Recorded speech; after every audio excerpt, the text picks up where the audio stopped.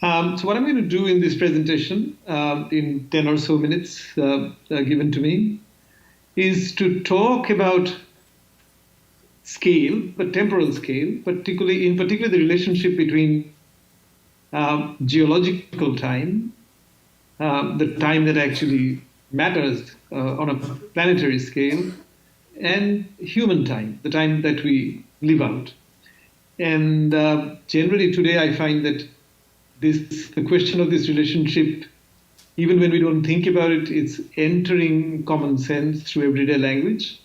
Um, Even when we make distinctions like renewable sources of energy and non-renewable sources of energy, we actually make a distinction between geological time and human time because even fossil fuels are perfectly renewable if you are prepared to hang around for a few 100 million years. The planet may make them again. So this question of the relationship between geological time and human time, which normally humans have ignored, is now coming to the fore and becoming part of our consciousness. And the question is, what do we do with the consciousness? What do we do with the perspective that it gives us? And to do this, what I've done here is collected some of the photographs from a book called The Anthropocene by the Canadian artist Edward Burtynsky, who, like many other artists, have been involved in visualizing the Anthropocene and helping people to visualizing the Anthropocene. And this question of scale very much raises the question of how do we visualize these things, scales of time, different scales of time, if we have to bring the question of the scalar, the question of moving between different scales into our individual finite human lives. So I'll begin with with a few slides that I have. May I have the first slide, please? Okay, so what you're looking at here is really rocks from Spain, from the Itzurun beach in the Basque country. And these are rocks that tell a very interesting geological story because these rocks are absolutely critical for telling the story of what the geologists called thermal maximum at the Paleocene-Eocene boundary, which is the global warming that happened about 55 million years ago, which lasted for 200,000 years. And these rocks, through their structures and even the fault line that runs through them, bear testimony for geologists. Normally, of course, we don't think of these geological events, momentous events. We turn them into landscape. We turn them into nature spots. If you read a tour guide, travel guide to any country, the work of geology is presented to humans as landscape, as the aesthetics of landscape. So the next slides will tell you our normal relationship between human time and geological time. Can I have the next slide, please? So I can't see it, but you can see that there's a couple in front of the same rocks, I assume fairly oblivious of their geological significance.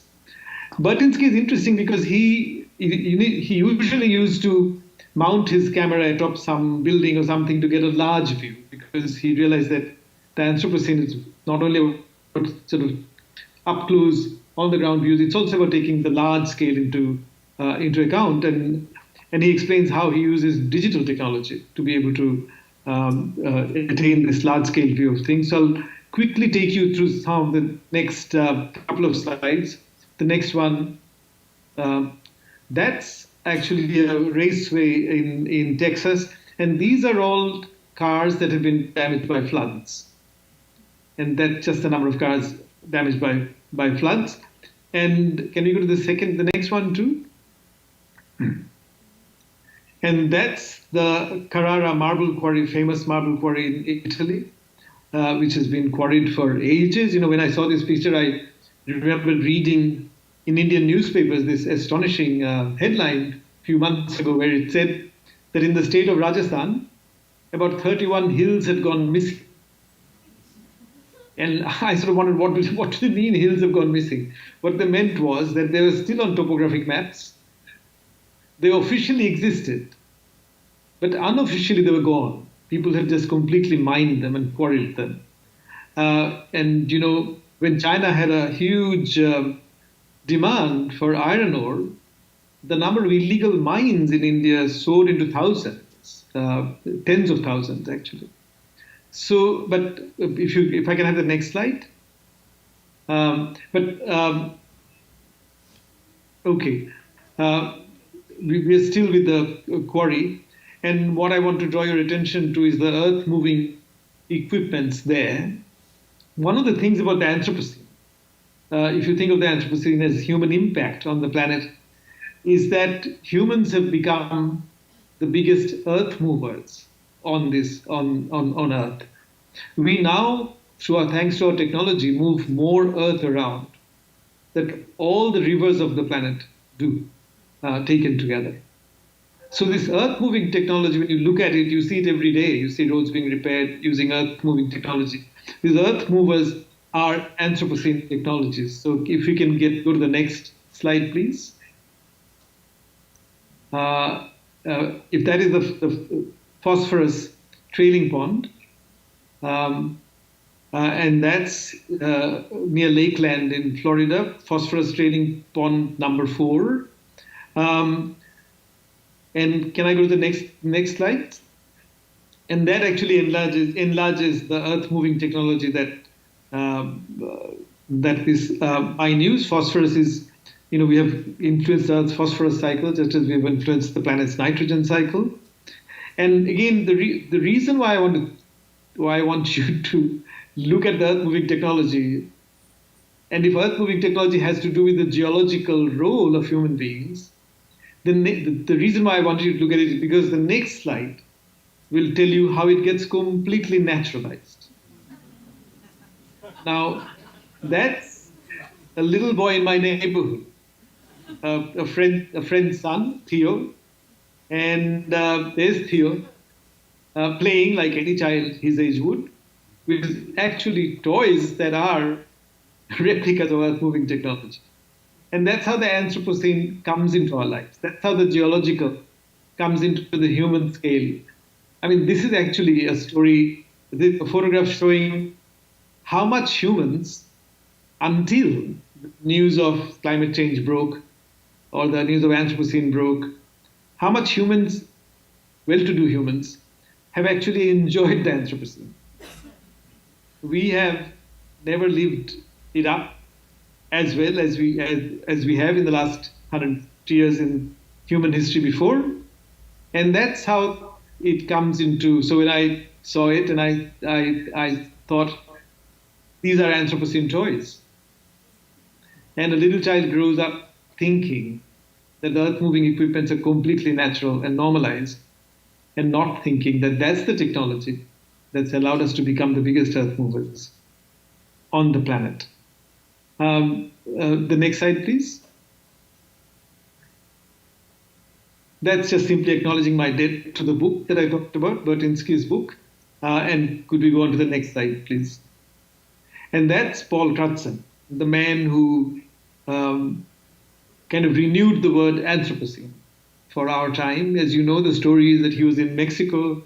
Actually, he tells the story in this interview when he said people were going on about the Holocene, and he kind of got irritated and blurted out, "Stop saying Holocene, we're now in the Anthropocene." And the new chapter began in geology, because in geology, normally, as in any science, you find the evidence to argue for something afterwards. And here the argument came first. And then, of course, people have been looking for the evidence. So it's a bit like Pirandello's, 6 characters in search of an author. But Crutzen made an interesting observation in the interview from which I took his photo. So if I can go on to the next slide. And there he is. Unfortunately, I can't read the slide from here. But you will see that he himself is responding to the irony of our situation. We, at least scientists, know about the Anthropocene thanks to the crisis of capitalism, and thanks also to the technology that capitalism produced for instance, for mining and stuff. For instance, the sampling of ancient ice cores would not, I mean, the digging would not have been possible if the mining companies had not already developed the technology for digging that deep. I mean, they had to be modified for ice cores. But so in some ways, it is, as many have said before me, it is an accentuation of capitalism. It's an intensification of capitalist energies and technologies that created the planetary, that kind of made us see the planetary. But now I can see the slide. But so Crutzen raises the question, saying, would we have known about our atmosphere if it hadn't been polluted? This is a fundamental question of the Anthropocene, because it raises questions about not only what do we do with perspective, not only the need for new perspectives, but what do we do with such perspectives? And it also raises a question about Crutzen's question. For somebody like Eduardo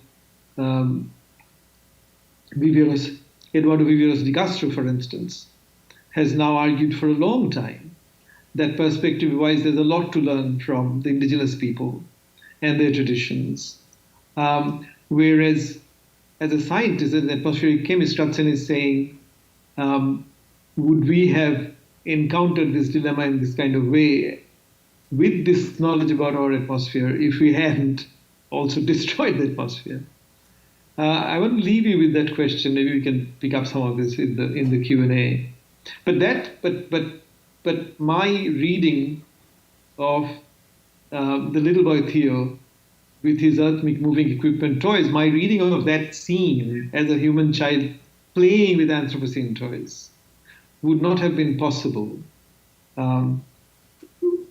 without Crutzen's question being at the back of my mind. Okay, so I'll leave it there, and if there are any questions, I'll of course be happy to pick them up during Q&A. Thank you. Thank you.